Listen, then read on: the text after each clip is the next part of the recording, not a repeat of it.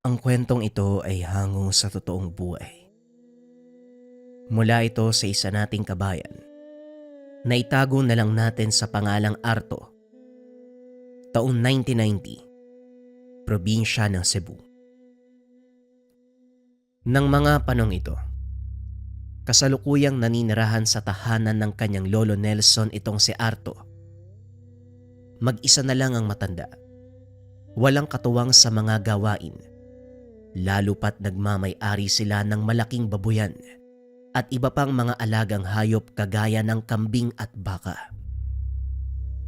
Nakapagtapos ng sekundarya ang binata, kaso nga lang hindi na ito nagpatuloy sa pag-aaral ng kolehiyo dahil sa kakapusan ng pera. Sinubukan nitong maghanap ng trabaho sa syudad, ngunit hindi pinalad dahil sa kakulangan ng karanasan. Hanggang sa minsang napunta sa tahanan ng kanyang lolo Nelson. Saktong naghahanap ito ng makakatuwang sa kanilang negosyo. Kaya sa halip na kumuha ng ibang tao, nagpresenta si Arto. Lingid sa kalaman ng binata na ang tagpong iyon ang magiging daan ng malaking pagbabago sa kanyang buhay at paniniwala.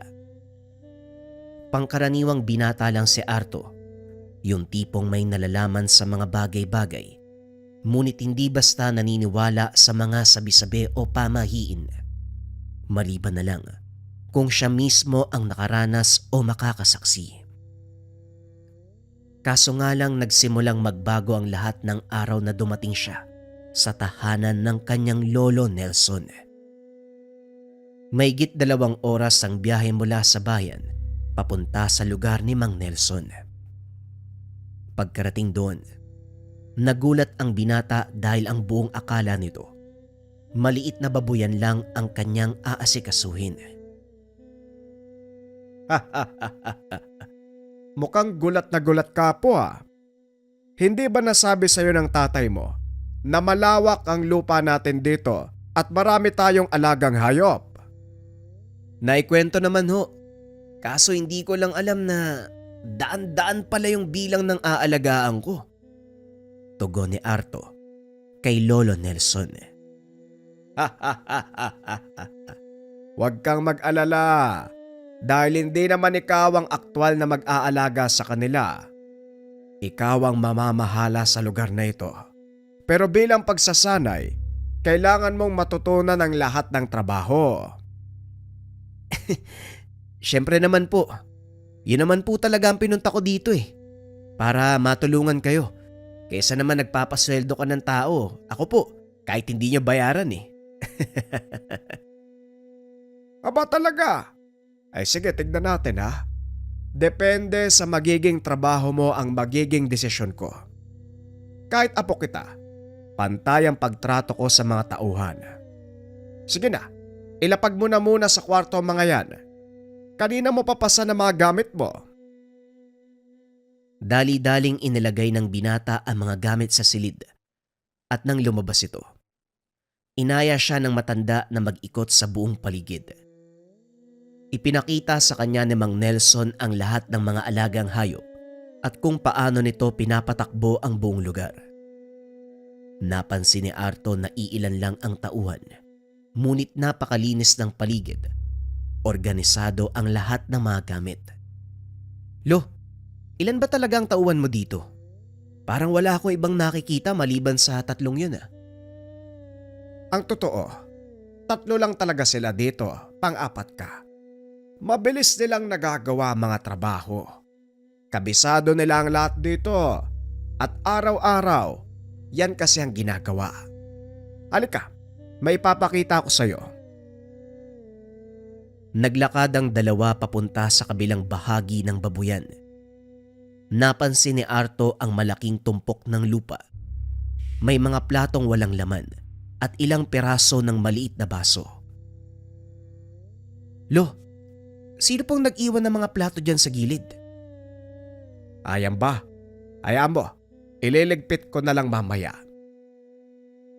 Kung gusto nyo po, ako nang gagawa.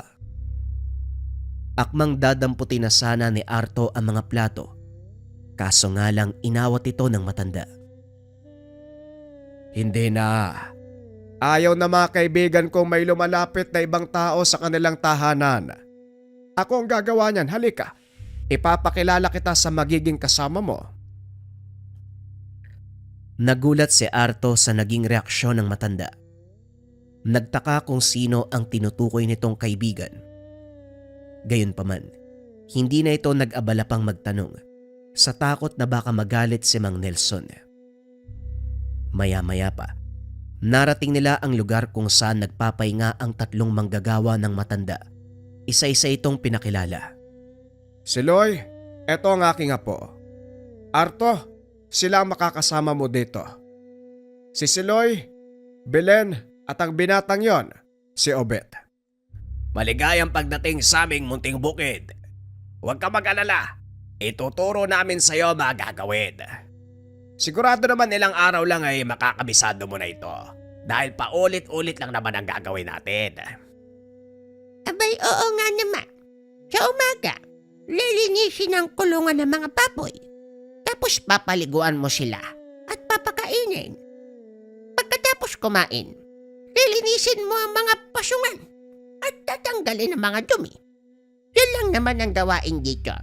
Eh sa mga kambing at baka, si Obit ang bahalang magturo sa iyo. Madali lang naman ang gawain sa kambingan at bakan.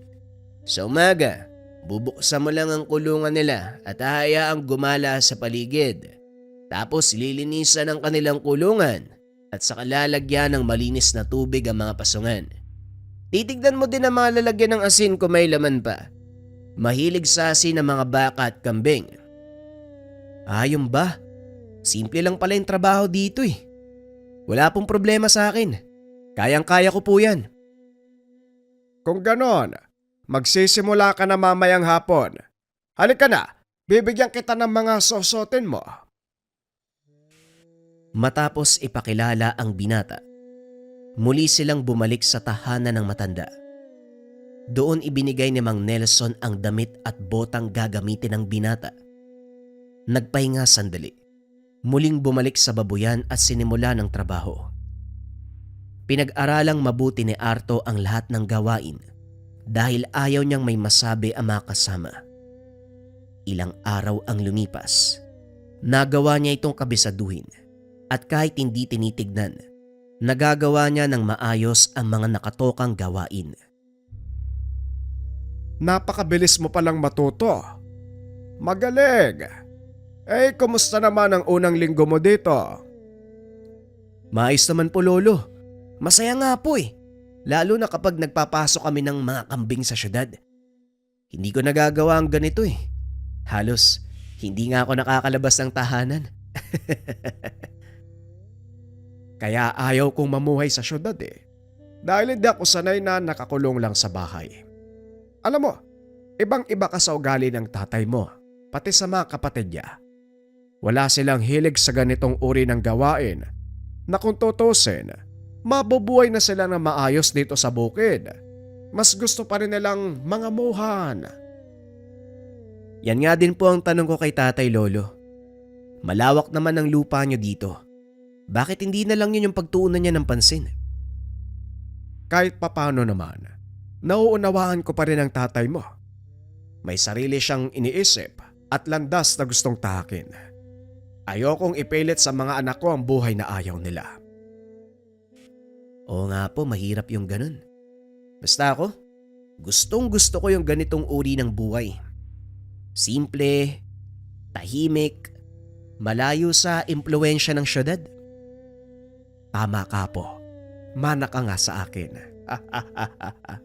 Ano? Handa ka na bang pamahalaan ang lugar na ito? Nako, hindi pa siguro ngayon, Lolo. Marami pa akong dapat matutunan. Mahusay. Sige, ikaw ang bahala. Total ikaw naman ang nakakakilala sa sarili mo. Huwag kang mahihiyang magtanong kina Siloy at Belen. Opo, Lolo. Halina po kayo, mukhang didilim no. Baka bumagsak yung malakas na ulan. Aba oo nga, sige na. Mauna ka na sa bahay. Ayusin ko lang ang tahanan ng mga kaibigan ko.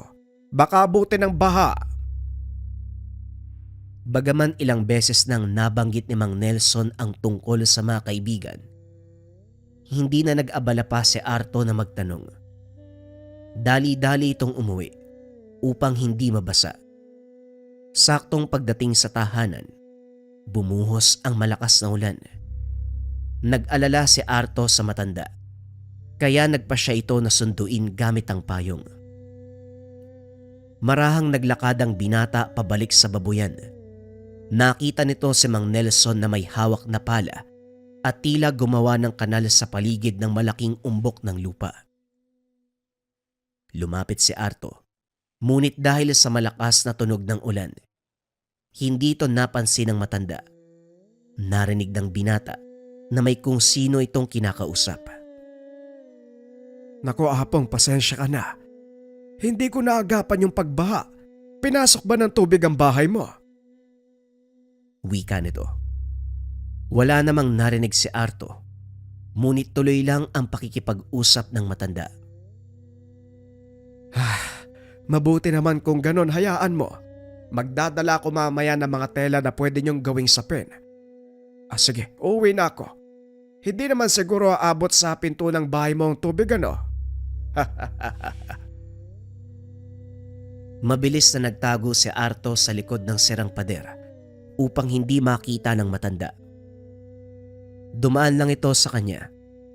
Tuloy-tuloy na umuwi ng bahay upang hindi mahalata. Inantay niya itong makalayo sa lugar bago tawagin. Lolo, nandito na po ako. Saan po ba kayo nagpunta? Eto, may dala po akong payong. Ay, nandiyan ka pala. Hindi na kailangan, basa na ako eh. Eto, dalhin mo na lang sa likod ng bahay ang pala. Magbabanlaw lang ako sa balon. Sige po. Kayo pong bahala. Nakahinga ng maluwag ang binata dahil hindi nalaman ni Mang Nelson na narinig siya ng apo habang nakikipag-usap sa kung sinong hindi nakikita. Nang mga sumunod na araw ay patuloy na inoobserba ng binata si Mang Nelson. Araw-araw itong nagdadala ng pagkain sa umbok ng lupa. Ang pinagtataka ni Arto, nauubos naman ang pagkaing inilalagay sa plato. Nung una, inisip ng binata na baka kinukuha lang ito ng daga o hindi naman kaya mga maliliit na hayop na napapadaan sa lugar.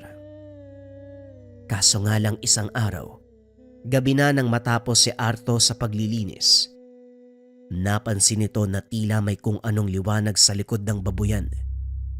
Walang ilaw sa lugar na yun, gawa ng hindi naman sila nagagawi doon kapag gabi.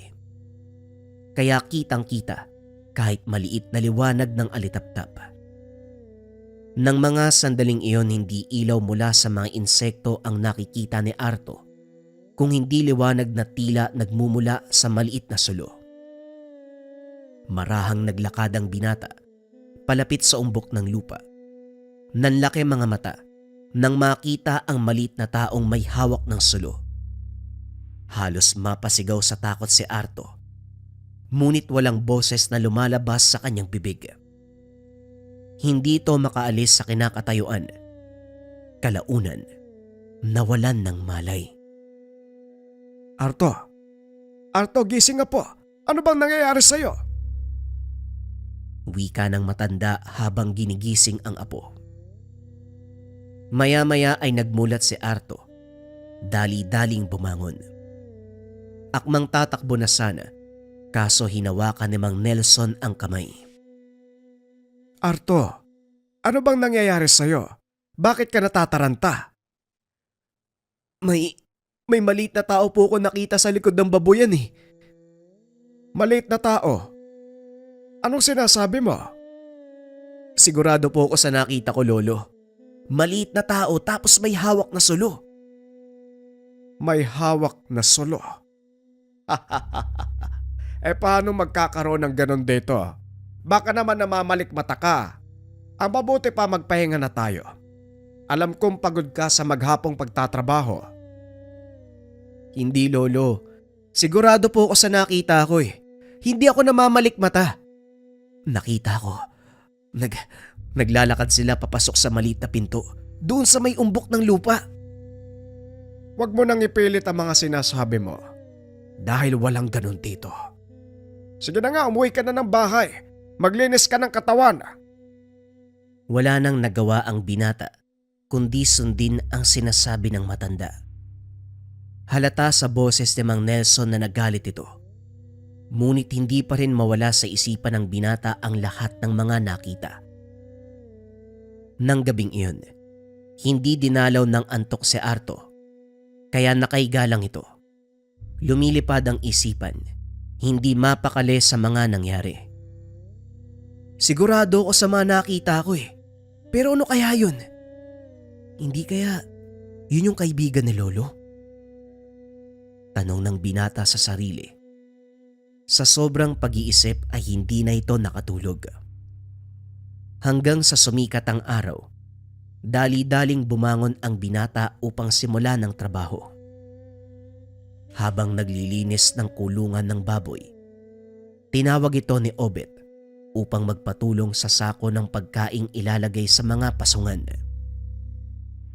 Oy Arto, mabuti nandyan ka.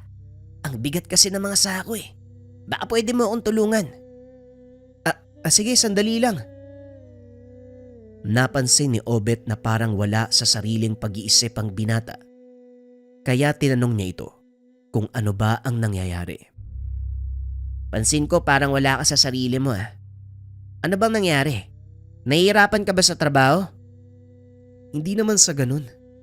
Madali naman ang gawain dito. Huwag mo akong alalahanin. Ayos lang ako.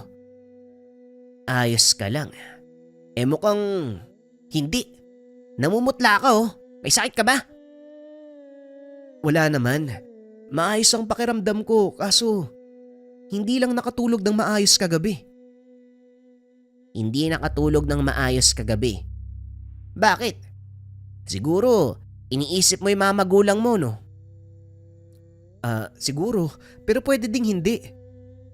Ewan ko kung maniniwala ka sa sasabihin ko Pero may mga duwende yata sa lugar na to Hindi lang ikaw yung nagsabi niyan, Arto. Tanungin mo si nanay. Bakit? Nakita niya rin yung mga duwende. Pero hindi ako sigurado kung duwende nga sila. Maliit na tao tapos nakasuot ng damit na gawa sa balat ng hayop. Yon ang sabi ni nanay pero hindi ako naniniwala Totoo ang nakita ko, Obet. Hindi lang ako sigurado kung duwende nga sila. Si nanay na lang yung tanungin mo, baka sakaling alam niya yung tungkol dyan. Sila ay mas matagal na nanirahan dito. Ilang buwan pa lang ako nagtatrabaho nung dumating ka Pagkatapos ng trabaho, pinunta ni Arto ang nanay ni Obet, si Aling Belen. Arto, napadalaw ka. Tama-tama. May niluto akong kakanin. Halika. Kumain ka muna. Salamat po, Aling Belen. May itatanong po sana ako. Ano yan? Tungkol ba sa trabaho? Hindi po Ang totoo niyan, hindi ako sigurado kung maniniwala kayo Sabihin mo kung ano yan. May problema ka ba? Naniniwala po ba kayo sa mga duwende? Napangiti ang matanda. Naupo sa tabi ni Arto. Kung ganon, nakita mo din sila. Totoo pong nakita niyo yung mga duwende? Oo, Arto. Doon sila nakatira sa likod ng babuyan. Nandito na kami bago pa ibatayo ang babuyang ito. Kaya alam ko ang tungkol sa kanila. Lagi akong sinasabihan ni Obet at ang manong si Loima na mag-ingat sa tuwing pupunta sa likod ng babuyan dahil baka masyagi nila ang mga nilalang na nakatira doon. Pero hindi ako nakinig sa asawa ko. Kaya yon, kinabukasan na mag-aangka ng binti ko. Nagulat ang dalawa. Biglang nagsalita si Mang Siloy. Siloy, nandiyan ka pala. Kanina pa. Hinaan mo nga yung bunganga mo. Nandyan sa paligid si amo, mamaya marinig ka. Magalit na naman sa'yo. Magalit? Bakit naman po magagalit si Lolo? Ayaw niyang pinag-uusapan ang tungkol sa mga duwende. Nagagalit daw ang mga yun eh. Kung ganun, alam din pala ni Lolo yung tungkol sa kanila. Hindi lang alam. Kaibigan niya ang mga yan. May pangalan pa nga siyang binabanggit. Parang apog o apong. Apong po, minsan ko nang narinig si Lolo. May kinakausap siya eh. Pero wala akong nakikitang ibang tao. Kami din naman, Arto. Ang akala namin noon na babaliw ng matandang yon. Piruin mo, nagdadala siya ng alay sa punsyo. Pag-uusap ng tatlo. Dito na napatunayan ni Arto na hindi siya namamalikmata. Alam niyang totoo ang mga nakita. Ngunit para hindi mapagalitan ni Mang Nelson, hindi ito nagpalata. Sa paglipas ng mga araw, wala namang nangyaring kakaiba. Kaso nga lang biglang nagkasakit si Ka Nelson. Dinala sa ospital. Naiwan si Arto upang pamahalaan ang lugar. Sumabay pa ang pagtama ng nakakahawang sakit ng mga baboy.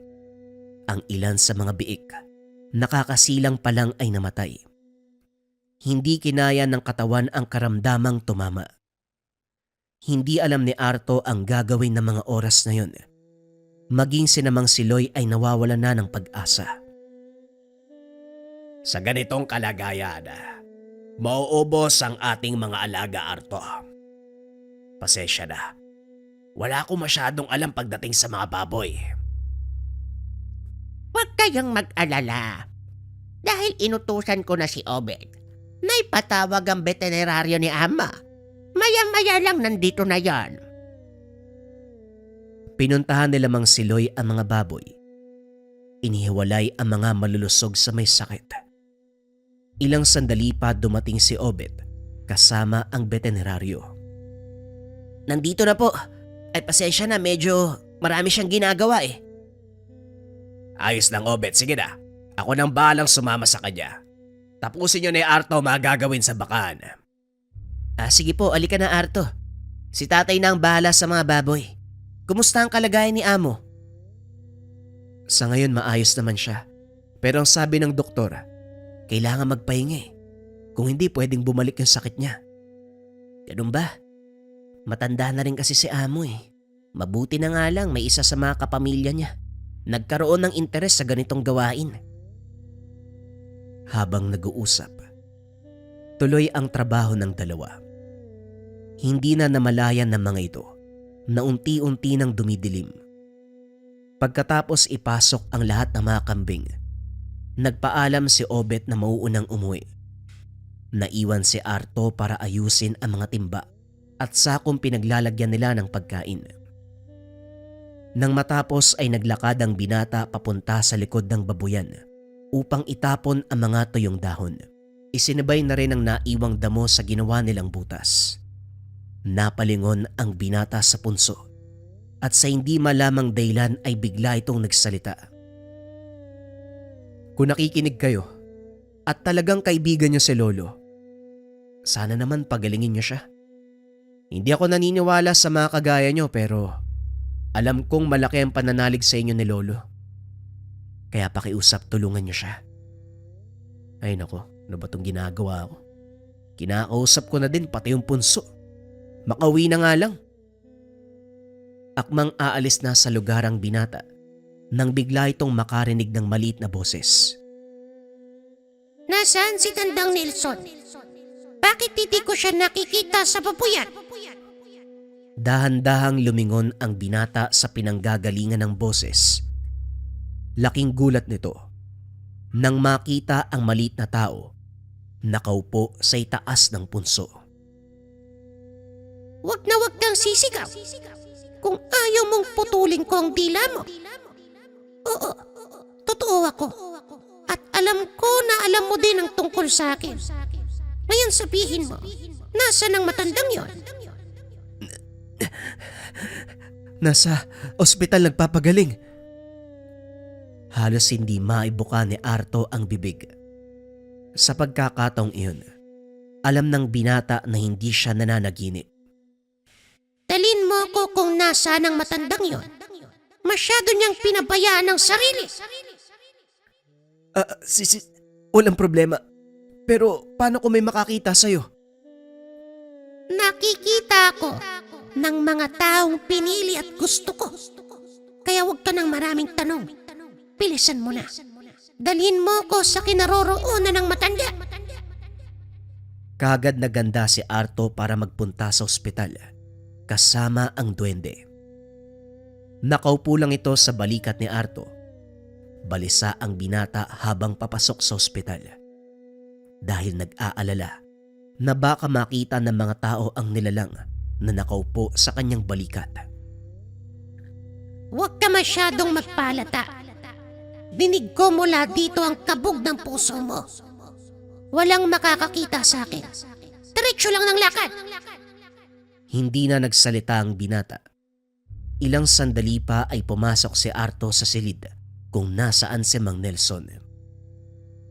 Oh, akala ko ba bukas ka pa dadalaw? Kumusta ang baboyan? Balita ko nagkakasakit ang mga alaga nating biik. Opo, simula po na magkasakit kayo, parang nanghina po yung mga alaga natin eh.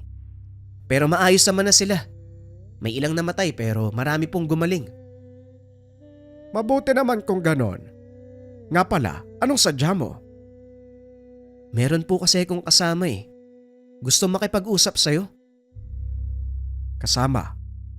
Nasaan? Wala naman ako nakikita. Nandito ako, Tandang Nelson. Ano bang ginagawa mo? Nagkasakit ka ng ganyan.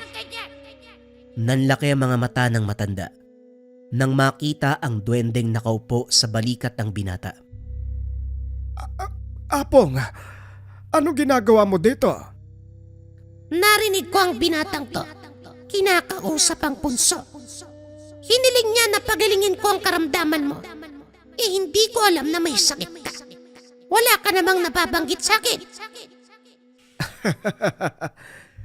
Pasensya na kung naabala ka, Apong. Hindi ko sinabi sa'yo dahil marami ka nang naitulong sa akin. Tama ka. Marami akong naitulong. At gaya ng sinabi ko, hindi ako magsasawang gawin yon hanggat nabubuhay ka. Sobra nang naitulong mo, Apog. Hindi na ako hihiling ng kahit ano. Hindi mo naman kailangang humiling dahil handa akong tumulong kahit hindi mo sabihin. Pag-uusap ng dalawa.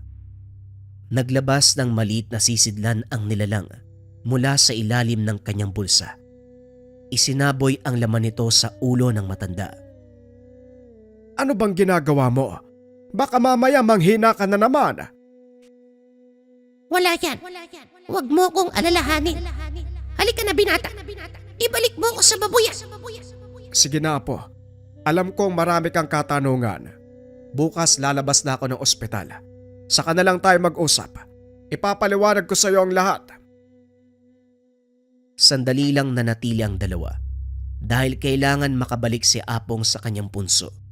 Kung hindi ay tuluyan itong manghihina. Pasensya ka na. Hindi tayo maaaring magtagal sa lugar. Dahil sa tuwing gagamitin ko ang aking kapangyarihan, nanghihina ako. At maibabalik lang ang aking lakas sa oras na makabalik ako sa punso. Nauunawaan ko kung ano man ang ginawa mo para kay Lolo Nelson. Alam kong nakaapekto yun ng malaki sa'yo.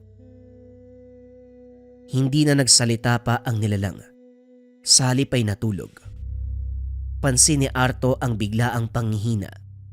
Kaya pagdating sa babuyan, dali-daling tumakbo sa likod ng binata. Inilagay ito sa punso.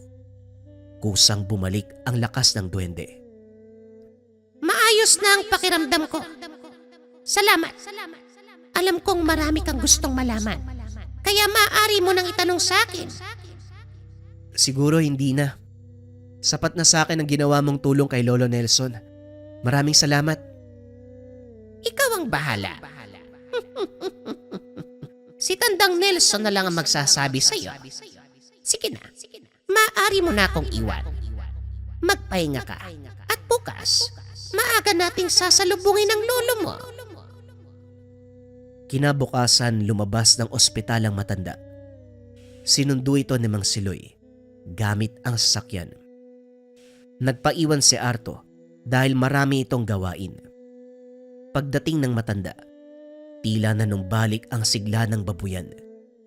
Nag-ingay ang mga baboy nang marinig ang boses ni Mang Nelson.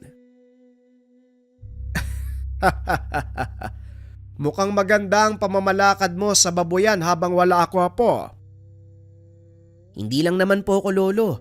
Andyan po si Mang Siloy, si Aling Belen, si Obet.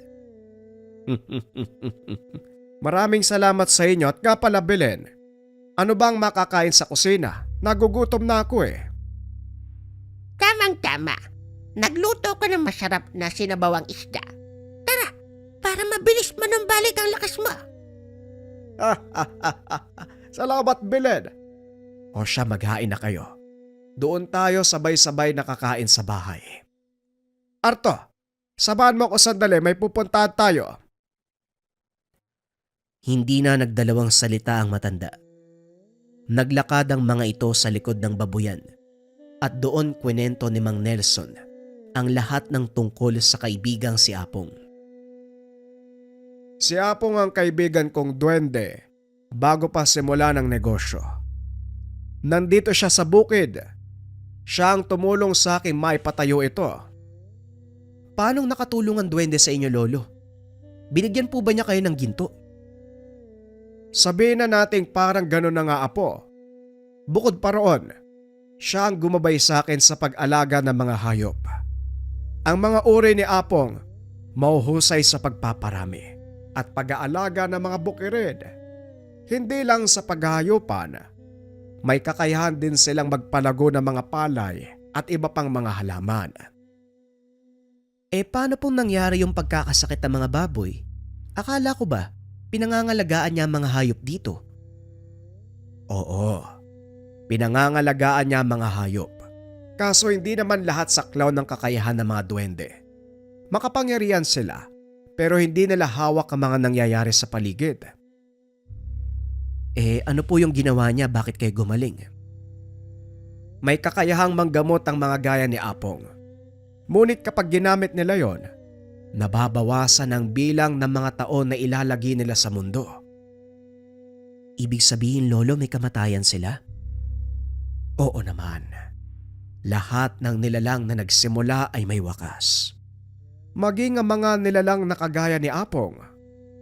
Kaya ikaw, Iho, sikapin mong pangalagaan ang buhay na meron ka. Gawin mo itong makabuluhan, hindi lang para sa sarili, kundi para sa mga taong nasa paligid mo. Opo, Lolo. Tatandaan ko ang lahat ng sinabi niyo. Ngayon nauunawaan ko na ang lahat. Hindi na ako matatakot. Mawawala po yung pag-aalinlangan ko. Kung ganon, handa ka na bang pamahalaan ng lugar? Hindi ko po masasabing handa na ako. Pero gagawin ko lahat ng makakaya para maparisa na mga ginawa niyo.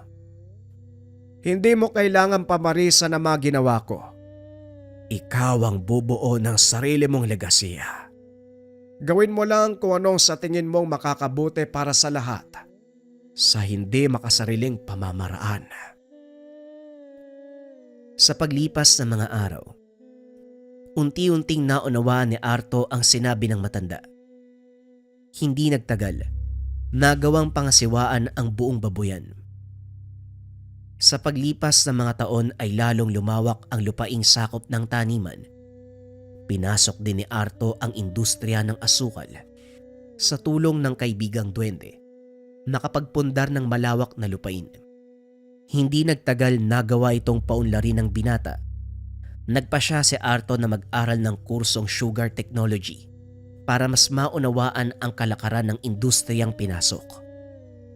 Hanggang sa tuluyan silang makilala bilang isa sa may pinakamalawak na tubuhan ng probinsya. Ilang taon pa ang lumipas ay tuluyang na maalam si Ka Nelson.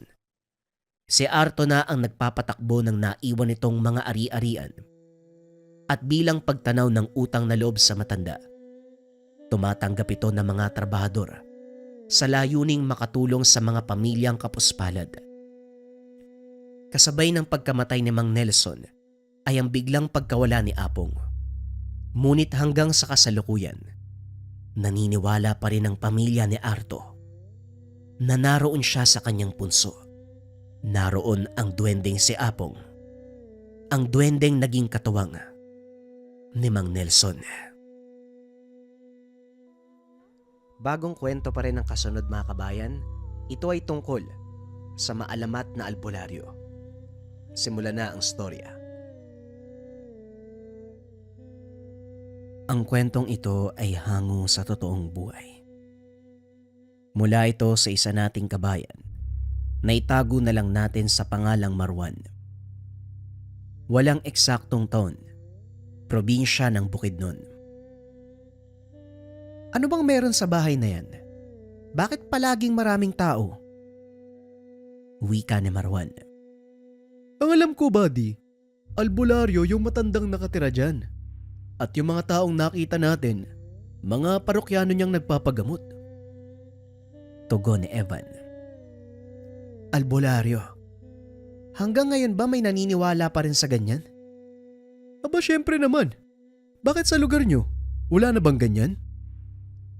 Sa komunidad namin walang ganyan eh. Alam mo naman, di ba? Hindi lang ako sigurado sa ibang lugar pero nagtataka ako pare. Bakit ang daming naniniwala sa kanila? Eh kung tutusin, wala namang sapat na batayan ng mga pinaggagawa nila, di ba? Sa pananaw ng mga taong iba ang paniniwala gaya ko, talagang walang basehan ang ginagawa nila. Pero sa mga taong katulad nila, meron. Marami kasing paniniwala ang mga Kristiyano na baka hindi alam ng mga kapatid na Muslim. Hindi naman sa hindi namin nauunawaan yan. Pero lika na nga, baka kung saan mapunta yung usapan natin eh. Napadaan ng mga ito sa isang tahanan ng baryo, sakop ng kanilang patrolya. Kasalukuyang kasapi ng militar ang magkaibigang si Marwan at Evan. Galing sa magkaibang paniniwala, si Marwan ay sinilang sa pamilya ng mga Muslim.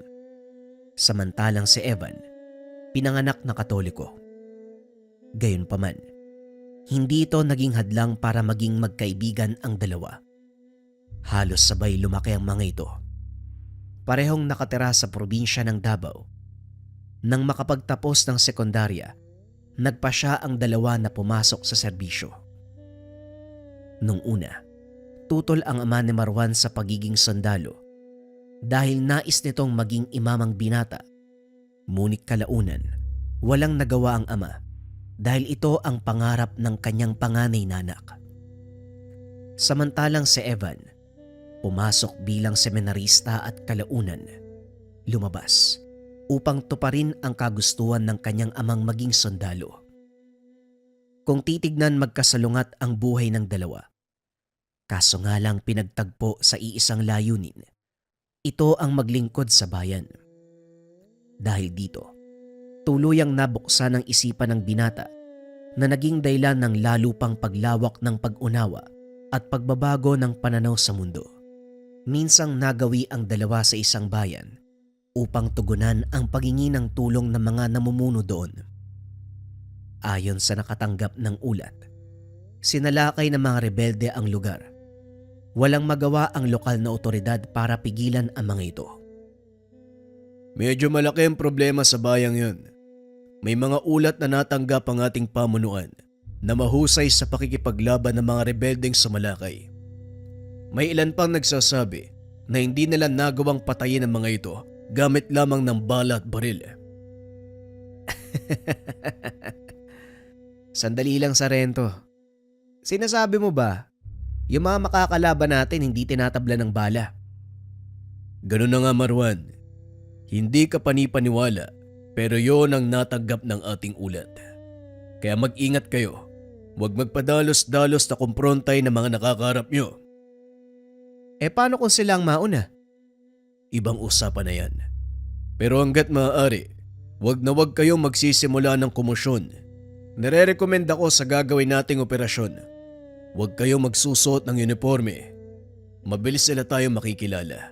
At yon ang iniiwasan ng mga superior.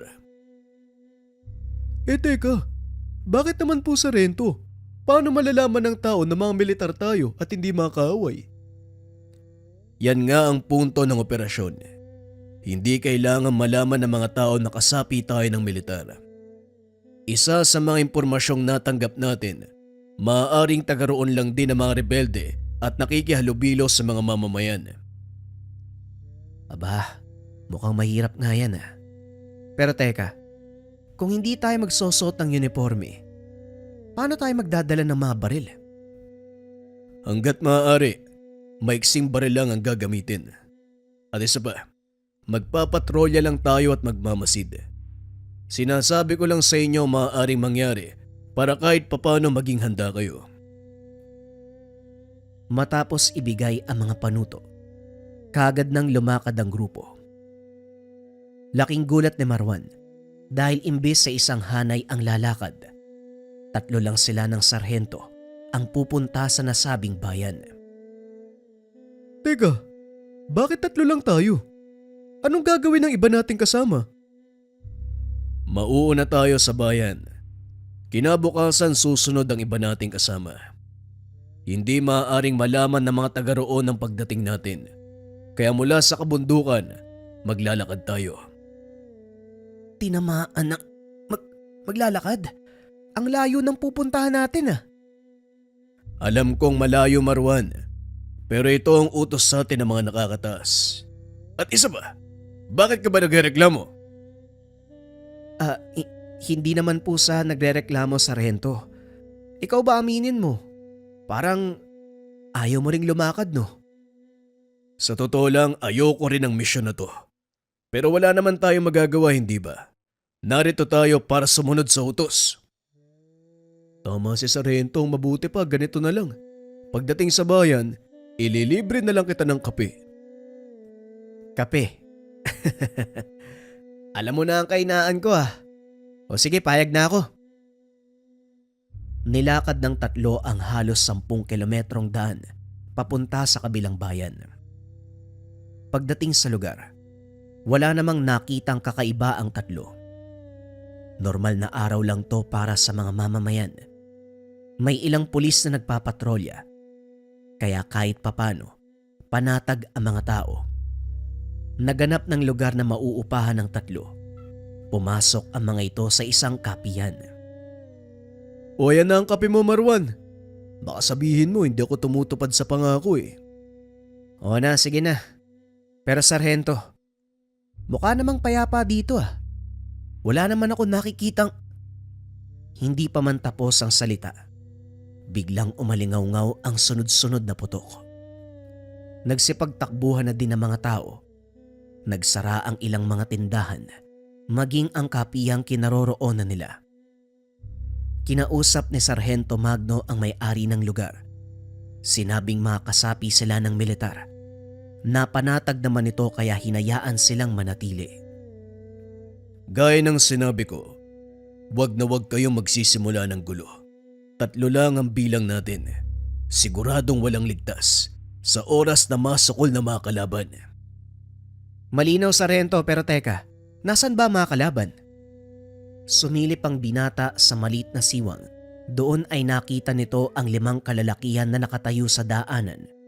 Nakataas ang baril ng mga ito at ang ilan ay nagpapaputok para takutin ang mga tao. Malakas ang loob ng mga to ah. Palibasa may sinasandalan eh. Hindi natin may iwasan yan. Ginagawa ding negosyo ng malalaking tao ang ganitong mga gawain. Ang nangyayari, tayong mga militar ang naiipit. Ay naku, kailan ba titigil ang ganitong sistema? Wala nang tigil yan, Evan. Huwag ka nang umasa. Dahil habang may mga politikong kurap, patuloy na maghahari-harian ang mga ganitong uri ng tao. Pag-uusap ng dalawa. Kaso nga lang natigil ito nang bigla silang awatin ni Marwan. Sargento, tignan mo, may matandang naglalakad. Baka pagdiskitahan ng mga rebelde. Anong gagawin natin? Wala, Marwan. Wala tayong gagawin. Ang utos sa atin ay magmatsyag lang. Yun lang ang susundin natin. Pero paano kung patayin nila yan? Teka, hindi ba yan yung matandang manggagamot doon sa baryo nung nakaraang araw? Oo nga no, si Tandang Tobias. Naku naman, bakit nandito matandang yan? Walang magawa ang tatlo dahil sa utos ng nakakataas. Nanatili ang mga ito sa loob ng kapihan. Inobserbahan ang susunod na mangyayari.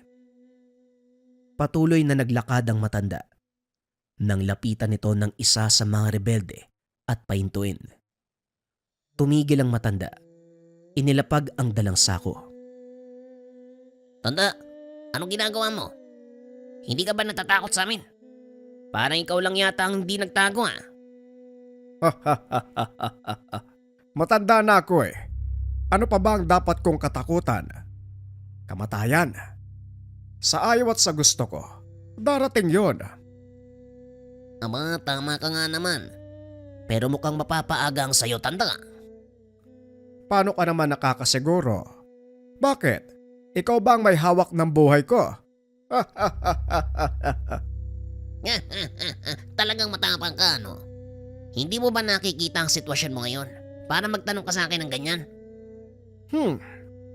Wala naman akong maling nakikita. Bakit? Ano bang dapat kong makita? Sige nga, ikaw ang magsabi sa akin. Pag-uusap ng mga ito. Pansin ni Marwan na tila walang takot na hinarap ng matanda ang mga armadong kalalakian. Nagulat ito sa mga sumunod na nangyari. Binunot ng rebelde ang dalang baril. Itinutok sa ulo ng matanda. Eh kung pakalating ko kaya yung utak mo sa daan? Bakit hindi mo subukan? Ang tanong, pumuputok ba yung hawak mo? Ama, talagang hinahamon mo ko matanda ka ha? Pues, pasensyaan tayo. Dahil mahilig akong pumatol kahit sa mga kagaya mo. Biglang kinalabit ng rebelde ang baril. Nanlaki mga mata ni Marwan dahil nakita nitong bumagsak ang matanda. Kaso nga lang ang nakakapagtaka, walang dugong kumalat sa lupa. Sinipa pa ito ng rebelde upang siguraduhin na wala ng buhay. Kaso nga lang laking pagtataka ng mga ito dahil hindi na tao ang nakahandusay sa lupa kung hindi puno ng saging.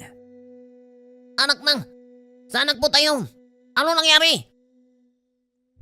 Biglang nataranta ang lahat maging sina Marwan. Kahit nakatitig ito sa kaganapan, hindi niya nakita kung paanong naging puno ng saging ang matanda. Anak ng sinabawang kamote. Paano nangyari yun? Sinasabi ko na nga ba eh. May kakaiba sa matandang Tobias na yan eh. Kakaiba? Anong ibig mong sabihin? Hindi siya tao? Hindi sa ganun. May kwentong kumakalat tungkol sa kanya na meron siyang kakaibang kapangyarihan.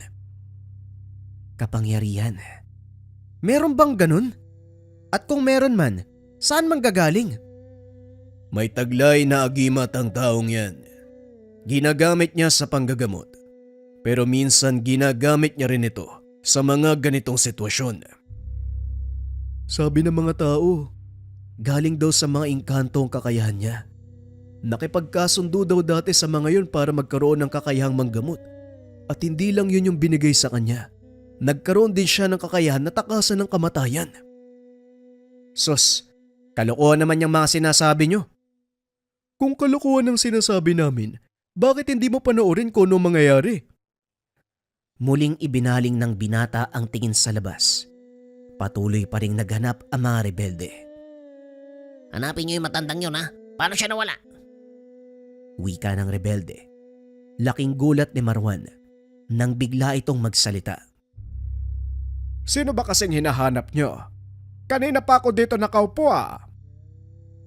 Napalingon ang mga rebelde. Walang pagdadalawang isip na pinagbabaril ang matanda.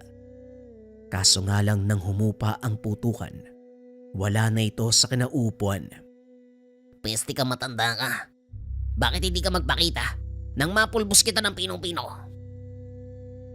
Habang patuloy na iniikot ang tingin, biglang sumigaw ang isa sa mga kasama at nang lingunin niya ito, nakitang namimilipit sa sakit.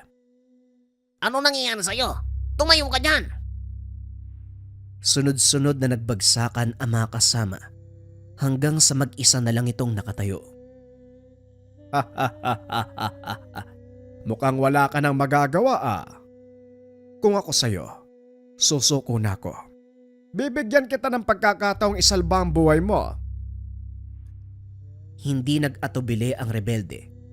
Dali-dali itong umalis sa lugar. Iniwan ang mga kasama na wala ng buhay. Kinuha ni Marwan ang pagkakataon para lumabas sa pinagtataguan. Saktong palis na ang matanda, kaya dali-dali niya itong hinabol. Sa kasamaang palad ay napagkamalang kalaban at sa hindi malamang dahilan, biglang nanigas ang katawan ng binata. Isa ka din ba sa kanila? Pinatakas ko na ang pinuno nyo. Ano pang ginagawa mo dito? Sandali lang po.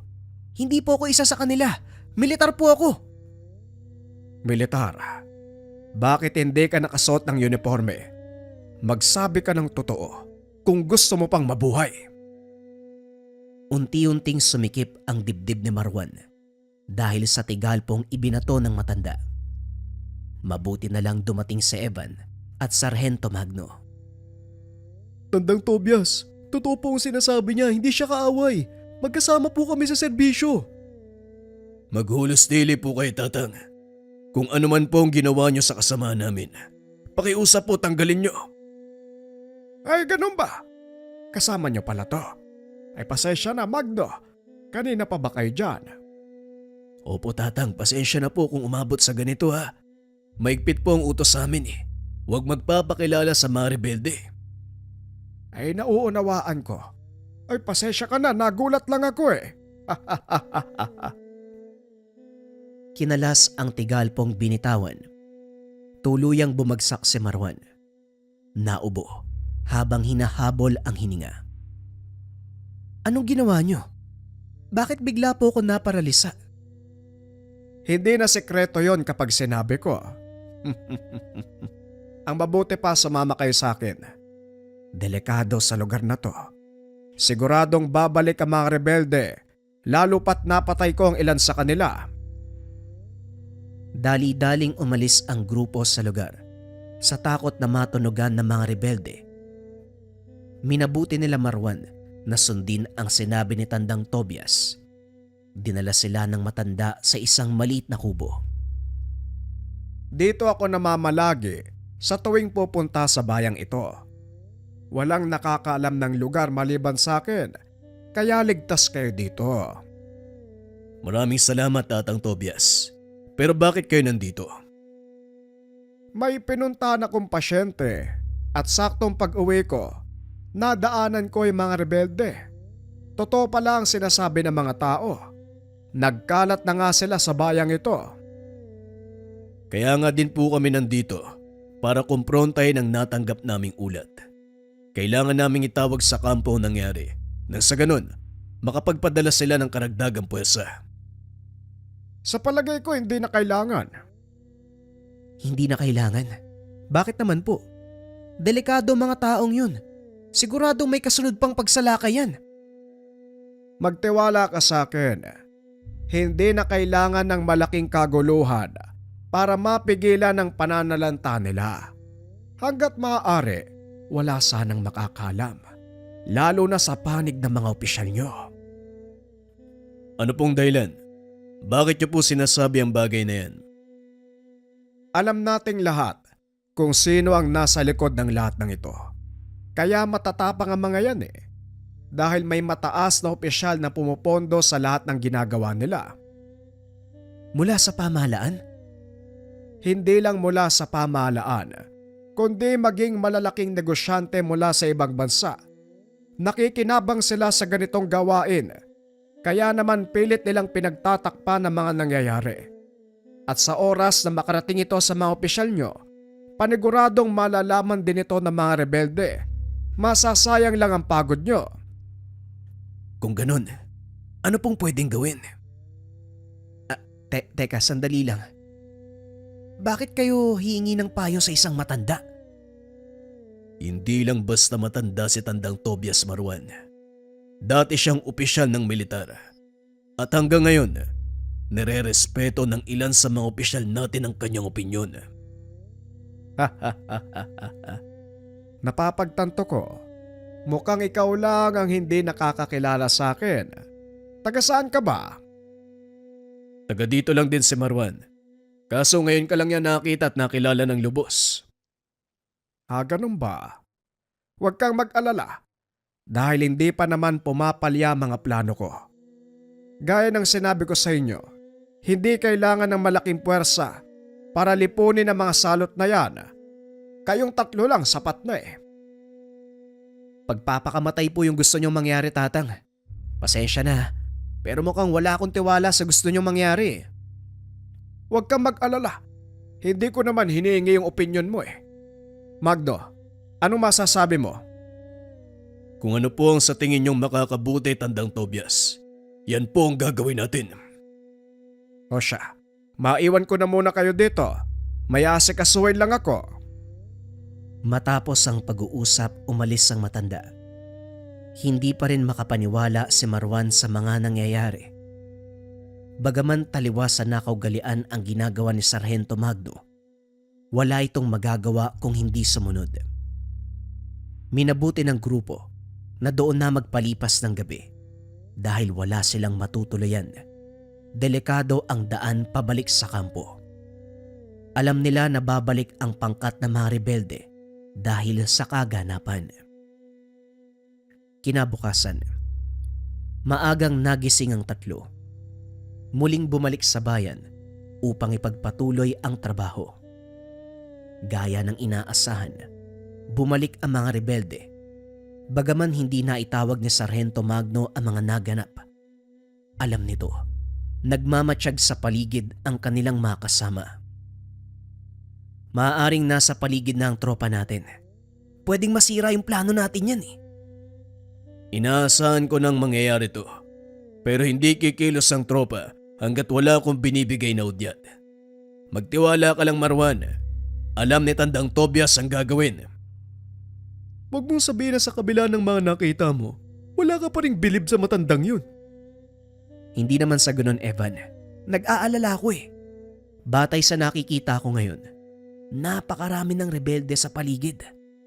Sa palagay mo ba, kakayanin natin ang ganitong laban? 3 lang tayo, maiksi pa yung dala. Masyado ka nag-aalala, kaibigan. Kagaya ng sinabi ni Sargento, magtiwala ka lang. Alisto kayo. Nandito na si Tandang Tobias. Siguradong siyang hinahanap ng mga rebelde. Nang mga sandaling iyon, nakatago sila Marwan sa likod ng isang kubo.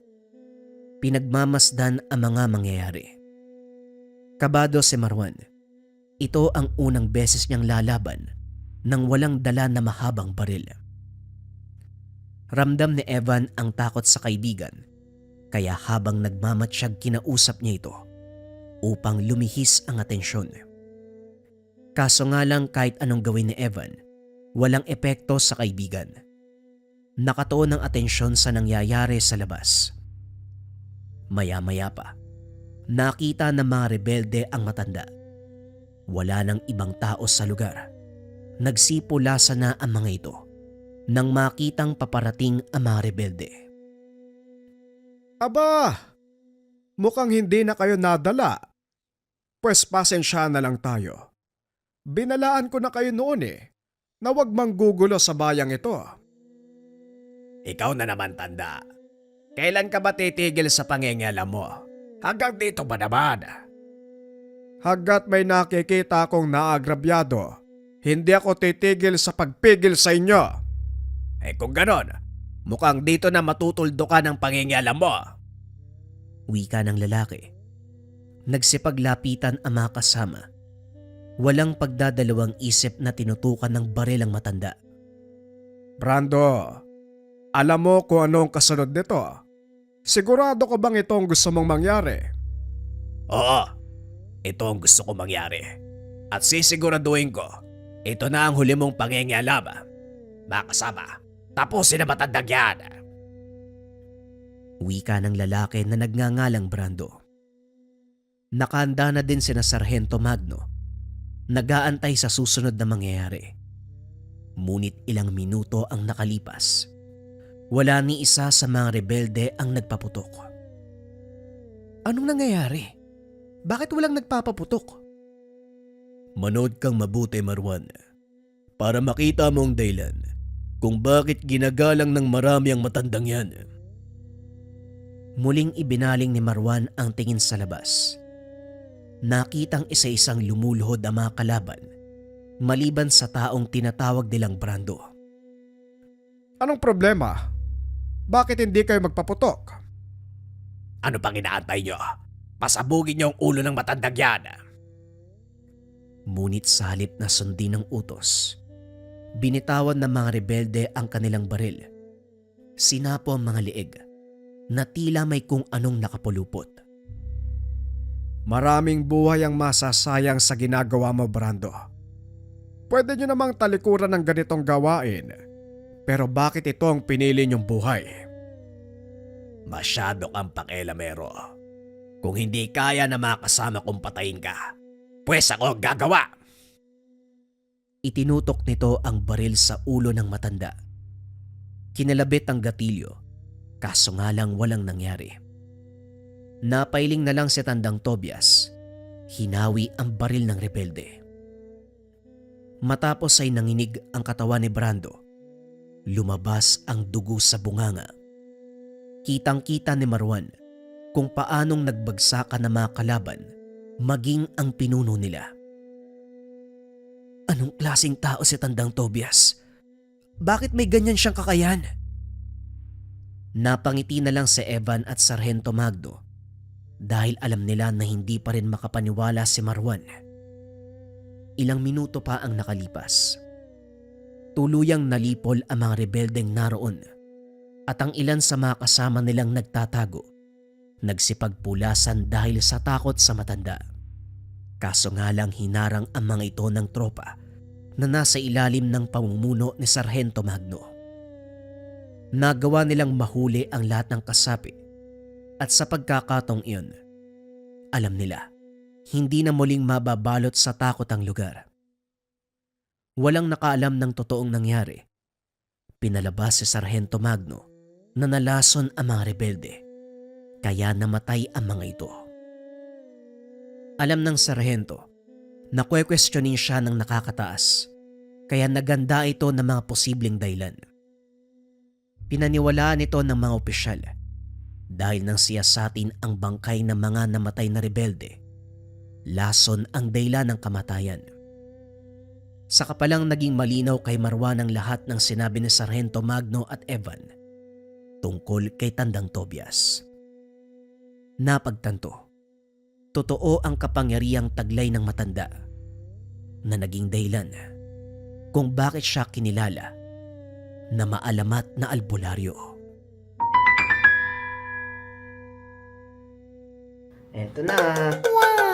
Incenso candle, new version natin mga kabayan, nakalagay sa can. Sobrang ganda ng itsura. Ayan, naka-laser engraved. We have 2 colors available. Ganun pa rin mga kabayan para sa ating incenso candle for cleansing. Meron tayong red version at syempre hindi mawawala yung ating yellow version.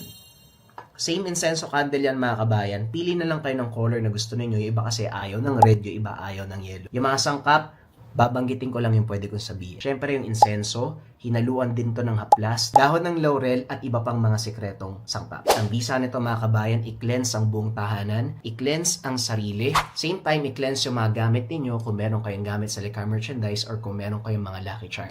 Tinataboy nito lahat ng negatibong energy mga kabayan para maganda yung pasok ng swerte at iwas sakit na bunga ng negatibong enerhiya. Sinisindihan lang to 3 to 15 minutes sa umaga at sa gabi. Kung 15 minutes mo sisindihan mga kabayan sa umaga at gabi, maaaring umabot to ng more than 1 week kasi nakalagay sa can. Kung interesado ka kabayan, isearch mo lang yung shop ng Lika Merchandise or pindutin yung yellow basket sa baba.